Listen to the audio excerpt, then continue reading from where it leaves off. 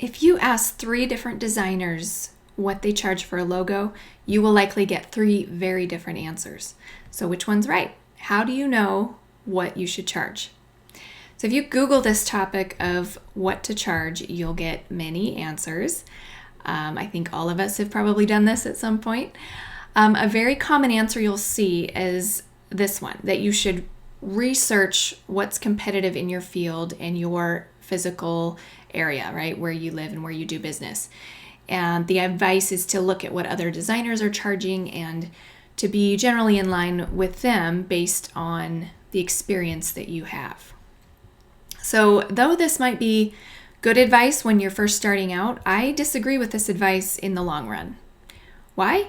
Because we are all unique in how we approach a design problem. We all have and we gain over time new strengths, skills, and experiences that contribute to who we are now and how we create even better quality work. So by competing on price, we encourage clients to see us as a commodity that can be compared apples to apples with other designers. And you're simply not an apple.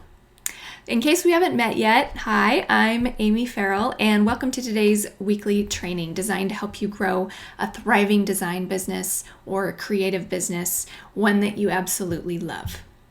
So I want to encourage you to think differently about this topic of what to charge. Don't be inclined to compete on price. As the saying goes, when you compete on price, it's a race to the bottom, meaning there will always be someone willing to do work for less. There are plenty of other ways to demonstrate your value, and they have less to do with the actual price you charge. So the number one thing to remember is that you need to position yourself as an investment for your client, not an expense. The client should be able to see how spending money with you will get them something greater in return. So always think about what's in it from your client's perspective. By working with you, how will it positively affect their business? How will they get a return on their investment, known as ROI, of course? If you've been a part of my community for any length of time, you know that I talk a lot about this idea that the value of what we do is all about perception. If the client believes they are getting tremendous value by working with you, then it's the right price. It's really as simple as that. Okay, the not always simple part is that it's up to you to communicate how their investment in your services will meet or exceed their expectations so they easily see that return on their investment. So you want to position yourself as an investment, not an expense. When you do this well, the price becomes much less important because the client can envision the benefits they will get from working with you. In simple terms, they'll sell more things, they'll bring in more revenue, and their business grows. So when you can position yourself this way, the money they spend working with you is quite obviously an investment to them. They get a return on what they spend with you. So my best advice here is don't let your business happen to you. Take charge of what you charge. You are a business owner. Whether you call yourself a freelancer, a side hustler, a studio, or an agency, it doesn't matter. You need to take your business growth seriously, otherwise you just have a hobby. So just as your clients are probably doing everything they can to grow their business, you should be too. If your business isn't actually making money, then what are you doing? And when I say it's making you money, keep in mind that the money you bring in ideally needs to cover your operations costs, your wages, your taxes, things like retirement and healthcare, and your profit also, so that you can invest back into your business for things like better equipment and learning new skills. All of this so you can help your clients even more, right? The more you know, the more you pass on to them, the more it shows up in your work, the better quality work you do. Now, it will take some time to get to this point of making enough steady work to fully support everything I just listed. But it's so important to get clear now on your revenue goals so that you can take steps toward your goals based on real, meaningful numbers. Again, don't let your business happen to you. Take charge of what you charge.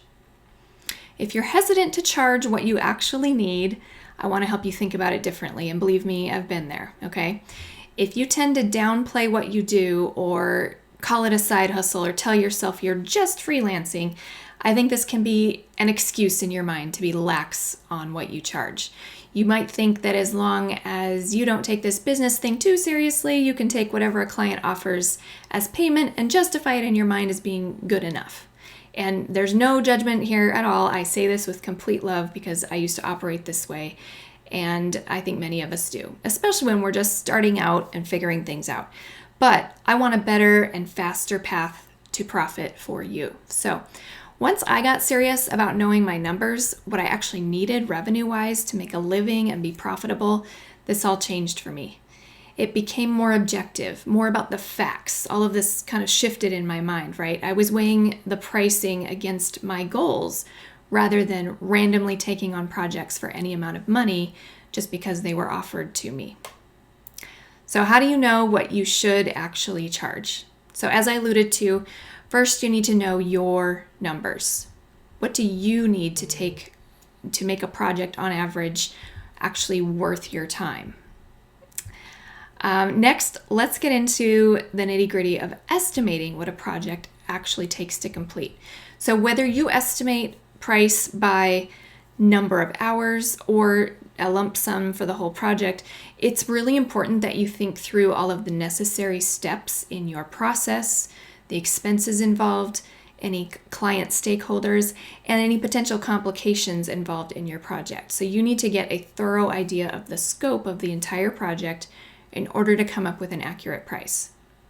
An accurate estimate allows you the space you need to do your best work and ensure your business is profitable. So that's the goal here.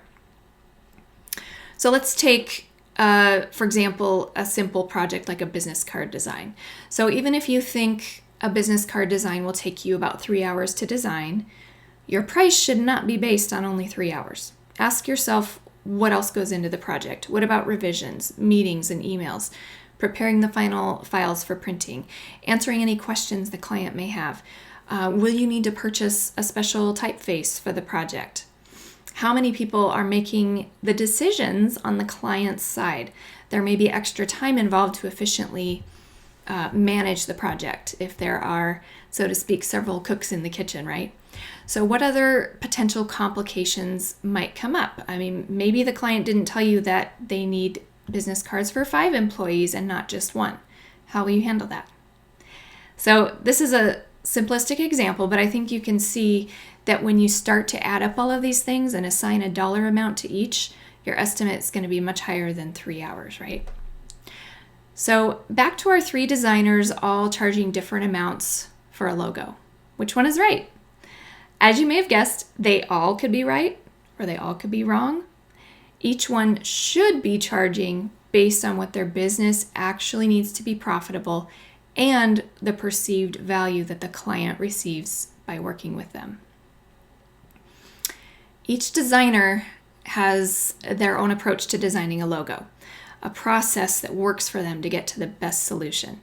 So for an experienced designer, that process may take years to develop and perfect. It gets better with every logo design project that they execute. A big part of the value this designer offers is taking a client through their process. This often involves strategy and deep research into the client's ideal customer, their business goals, their competition, things like that. So this particular designer is likely able to charge a lot more for a logo design than a less experienced designer who hasn't yet developed a great process. And I don't say this to put anyone down. It's a natural progression every designer goes through as they gain more experience. So what is your process for demonstrating the value of your work as an investment for the client? If you're new in business, how are you actively working to perfect your process? And just to be clear, knowing these answers doesn't mean, the answers of what our goals are, doesn't mean we're always going to get our ideal price, but that's okay.